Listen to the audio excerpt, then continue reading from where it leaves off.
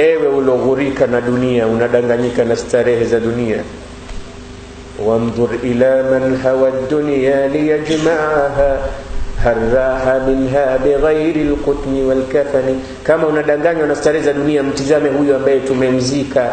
Je, ameondoka na nini katika vile alivyokuwa anavikimbilia, anaviendea mbio mpaka vikamsahaulisha? Allahu akbar, kaondoka na nini? Euro, dola, franc, Deutschmark, sterling pound, nini ameondoka nacho? Hakuna. Kila kitu anaacha hapa duniani.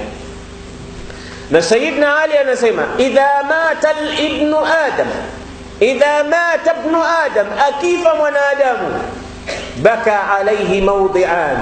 Muislamu huliliwa na mahala pawili. Kuna sehemu mbili huwa zinamlilia sana, mawdi'un fil ardi wa mawdi'un fis sama. Sehemu ya kwanza iko hapa duniani, sehemu ya pili iko mbinguni.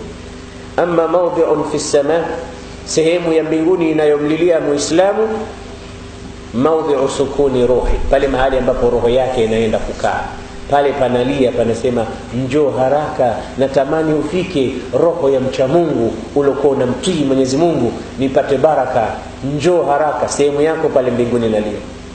Au amma mawdi'un fil ardh, sehemu inayolia katika ardhi, mawdi'u sujudik, pale mahali kila siku wewe uko unasujudu, unasali, lakini siku ukifa inakuuliza, aina hadha al-abd, yule mtu alikuwa nasali hapa yuko wapi leo ameondoka?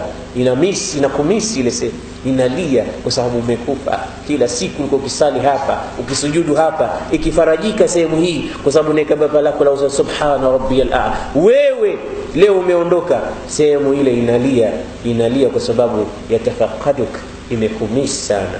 Ndugu yangu Muislamu, kijana, usibabaishwe na starehe za dunia. Starehe za dunia hazidumu. Starehe za dunia ni za kudanganya. Starehe za dunia zinatuua, zinatumaliza.